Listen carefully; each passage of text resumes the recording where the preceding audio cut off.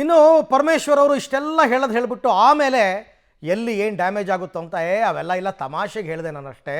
ನಮ್ಮ ಹತ್ರ ತುಂಬ ದುಡ್ಡಿದೆ, ಕ್ಷೇತ್ರಕ್ಕೆ 50 ಕೋಟಿ ಕೊಡ್ತೀವಿ ಅಂತ ಹೇಳಿದ.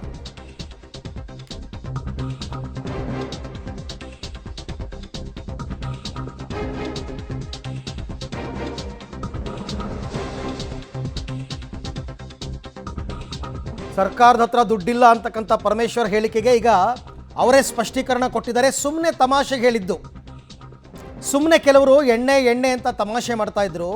ನಮ್ಮ ಬಳಿ ಯಾವುದಕ್ಕೂ ಹಣದ ಕೊರತೆ ಇಲ್ಲ, ಪ್ರತಿ ಕ್ಷೇತ್ರಕ್ಕೆ 50 ಕೋಟಿ ಆ್ಯಕ್ಷನ್ ಪ್ಲ್ಯಾನ್ ಮಾಡಿದ್ದೀವಿ ಅಂತ ಬೆಂಗಳೂರಿನಲ್ಲಿ ಅವರು ಮತ್ತೊಂದು ಸರ್ತಿ ಸ್ಪಷ್ಟೀಕರಣ ಕೊಟ್ಟಿದ್ದಾರೆ. ನೋಡಿ, 22 ದುಡ್ಡಿಲ್ಲ ಅಂತ ಯಾರು ಹೇಳಿದ್ದು? ನಾನೇ ಸಮರ್ಥನೆ ಮಾಡ್ಕೊಂಡಿದ್ದೀನಿ. ಬಡ್ಜೆಟ್ದು 4,09,00,000 ಹಣ ಬಡ್ಜೆಟ್, ಹೆಚ್ಚು ಬಡ್ಜೆಟ್ ಕೊಟ್ಟಿದ್ದಾರೆ ಅಂತ ಏನಿಲ್ಲ.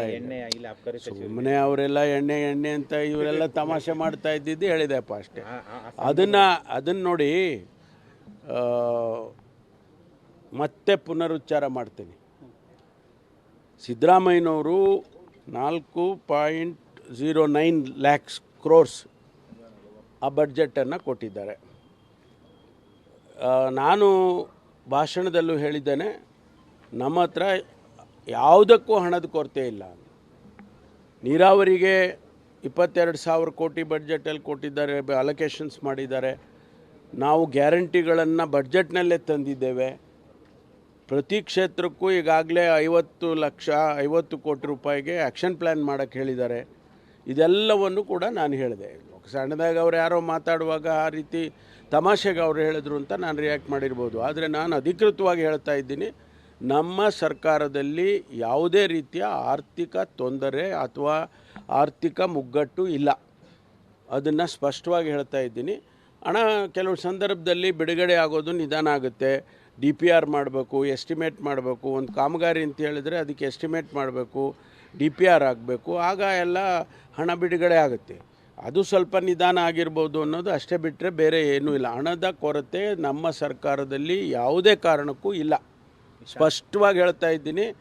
ಅವ್ರು ಯಾರಾದರೂ ನನ್ನನ್ನು ಆ ರೀತಿ ತಪ್ಪು ಕಲ್ಪನೆ ಇಟ್ಕೊಂಡಿದ್ರೆ I am standing to corrections. ಯಾವುದೇ ರೀತಿಯ ಹಣಕಾಸಿನ ತೊಂದರೆ ನಮ್ಮ ಸರ್ಕಾರದಲ್ಲಿ ಇಲ್ಲ. ಹಣದ ಕೊರತೆ ಇಲ್ಲ ಅಂದಮೇಲೆ ಬಿಡುಗಡೆ ಆಗೋದಕ್ಕೆ ಯಾಕೆ ಲೇಟ್ ಆಗ್ತಿದೆ, ಅದಕ್ಕೆ ಸ್ಪಷ್ಟೀಕರಣ ಯಾರೂ ಕೊಡ್ತಾ ಇಲ್ಲ. ಫೈನ್. ಈ ಬಗ್ಗೆ ಮತ್ತಷ್ಟು ಮಾಹಿತಿ ನನ್ನ ಕೊಲಿಗ್ ಮಸೂದ್ ಅವರಿಂದ ಪಡ್ಕೊಳ್ಳೋಣ. ಮಸೂದ್, ಈಗ ಯಾವುದು ನಂಬಬೇಕು, ಯಾವುದು ಬಿಡಬೇಕು ಅಂತ ವೇದಿಕೆ ಮೇಲೆ ಹೇಳ್ತಾರೆ ನಮ್ಮ ಹತ್ರ ದುಡ್ಡಿಲ್ಲ ಅಂತ, ಇನ್ನೊಂದು ಸರ್ತಿ ಸ್ಪಷ್ಟೀಕರಣ ಕೊಡ್ತಾರೆ ನಮ್ಮ ಹತ್ರ ತುಂಬ ದುಡ್ಡಿದೆ ಅಂತ. ಪರಮೇಶ್ವರ್ ಅವರ ಉದ್ದೇಶ ಆದರೂ ಏನು ಆ್ಯಕ್ಚುಲಿ ಅಂತ? ಅರವಿಂದ್, ಪರಮೇಶ್ವರ್ ಅವರು ನಿನ್ನೆ ಬಾಗಲಕೋಟೆಯ ಬಾದಾಮಿನಲ್ಲಿ ಏನು ಹೇಳಿಕೆ ಕೊಟ್ಟಿದ್ದಾರೆ, ಆ ಹೇಳಿಕೆ ನಾನು ಕೊಟ್ಟಿಲ್ಲ ಅನ್ನುವಂತಹ ರೀತಿಯಲ್ಲಿ ಹೇಳಿದ್ದಾರೆ. ಒಂದು ರೀತಿಯಲ್ಲಿ ಸಚಿವರು ಟರ್ನ್ ಹೊಡೆದಿದ್ದಾರೆ. ನಿನ್ನೆ ಭಾಷಣದಲ್ಲಿ ಎಲ್ಲರ ಸಮ್ಮುಖದಲ್ಲೇ ಹೇಳಿದ್ರು, ಸರ್ಕಾರದ ಬಳಿ ದುಡ್ಡಿಲ್ಲ, ನಮ್ಮ ಹತ್ರ ದುಡ್ಡಿಲ್ಲ, ಸಿದ್ದರಾಮಯ್ಯ ಹತ್ರ ದುಡ್ಡಿಲ್ಲ, ಅಭಿವೃದ್ಧಿಗೆ ದುಡ್ಡಿಲ್ಲ ಅನ್ನೋ ಅರ್ಥದಲ್ಲಿ ಅವ್ರು ಮಾತನಾಡಿದ್ರು. ಇವತ್ತು ಆ ಬಗ್ಗೆ ಕೇಳಿದ್ರೆ ಯಾವಾಗ ಡ್ಯಾಮೇಜ್ ಆಯಿತೋ, ಅವ್ರ ಹೇಳಿಕೆ ಸೋಷಿಯಲ್ ಮೀಡಿಯಾದಲ್ಲಿ ವೈರಲ್ ಆಗಿ ಮಾಧ್ಯಮಗಳಲ್ಲಿ ಸಾಕಷ್ಟು ಸುದ್ದಿಯಾಗಿ ಒಂದು ರೀತಿಯಲ್ಲಿ ಮುಜುಗರಕ್ಕೆ ಈಡು ಮಾಡ್ತು, ಆವಾಗ ಇವತ್ತು ಮಾತನಾಡಿ ಅವರು ಆ ಥರ ಹೇಳಿಲ್ಲ, ನಾನು ಯಾರೋ ಕೆಲವರು ಅಲ್ಲಿ ಕಾರ್ಯಕ್ರಮದಲ್ಲಿ ಇದ್ದಂಥವ್ರು ಎಣ್ಣೆ ಅಂದಾಗ ನಾನು ತಮಾಷೆಗೆ ಹೇಳಿದ್ದು. ಆದರೆ ನೆನ್ನೆನೇ ನಾನು ಸಮರ್ಥನೆ ಮಾಡ್ಕೊಂಡಿದ್ದೇನೆ. ಬಜೆಟ್ನಲ್ಲಿ ಸಾಕಷ್ಟು ಅನುದಾನವನ್ನು ಮೀಸಲಿರಿಸಲಾಗಿದೆ, ಕ್ಷೇತ್ರಗಳಿಗೂ ಕೂಡ ಹಣವನ್ನು ಕೊಡ್ತಾ ಇದ್ದೇವೆ, ಯಾವುದೇ ಕಾರಣಕ್ಕೂ ಕೂಡ ಹಣಕಾಸಿನ ಮುಗ್ಗಟ್ಟಿಲ್ಲ.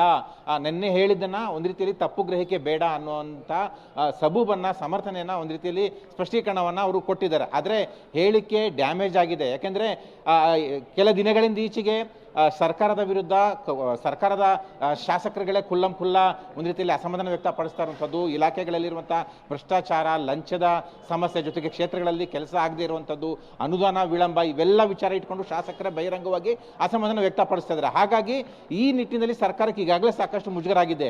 ಈ ಬೆನ್ನಲ್ಲೇ ಪರಮೇಶ್ವರ್ ಅವರ ಹೇಳಿಕೆಯನ್ನು ಕೂಡ ಸಾಕಷ್ಟು ಸುದ್ದಿ ಆಗ್ತಿರೋ ಹಿನ್ನೆಲೆಯಲ್ಲಿ ಖಂಡಿತವಾಗಿಯೂ ಕೂಡ ಡ್ಯಾಮೇಜ್ ಆಗಿದೆ. ಆ ಡ್ಯಾಮೇಜ್ ಆಗಿರೋ ಹಿನ್ನೆಲೆಯಲ್ಲಿ ನಾನು ಆ ಥರ ಹೇಳಿಕೆ ಕೊಟ್ಟಿಲ್ಲ ಅಂತ ಸ್ಪಷ್ಟೀಕರಣವನ್ನು ಪರಮೇಶ್ವರ್ ಅವರು ಕೊಟ್ಟಿದ್ದಾರೆ. ಆದರೆ ಹೇಳಿಕೆ ಕೊಟ್ಟಾದ ನಂತರ ಆ ಥರ ಹೇಳಿಕೆ ಕೊಟ್ಟಿಲ್ಲ ಅನ್ನುವಂಥದ್ದು ಆ ಡ್ಯಾಮೇಜನ್ನು ಕಂಟ್ರೋಲ್ ಮಾಡ್ಲಿಕ್ಕೆ ಆಗಲ್ಲ, ಆಗಿರುವಂತಹ ಮುಜುಗರವನ್ನು ಕೂಡ ತಪ್ಪಿಸಿಕೊಳ್ಳಲಿಕ್ಕಾಗಲ್ಲ.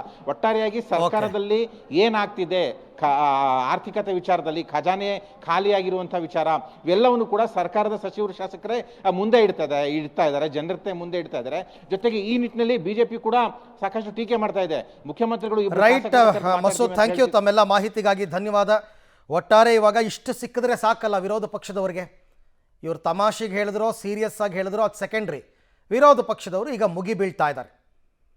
ಏನು ಹೇಳ್ತಾ ಇದ್ದಾರೆ ಹಾಗಾದರೆ ನೋಡ್ತಾ ಹೋಗೋಣ. ಮೊದಲನೇದಾಗಿ BJPಯ ರಾಜ್ಯಾಧ್ಯಕ್ಷ ವಿಜೇಂದ್ರ ಅವರು ಸಿದ್ದರಾಮಯ್ಯನವರು ವಾಸ್ತವದ ಸ್ಥಿತಿಯನ್ನು ಪರಮೇಶ್ವರ್ ಬಾಯಲ್ಲಿ ಹೇಳ್ತಿದ್ದಾರೆ. ಇದು ವಿಜೇಂದ್ರ ಅವರು ಮಾಡ್ತಾ ಇರ್ತಕ್ಕಂಥ ಆರೋಪ.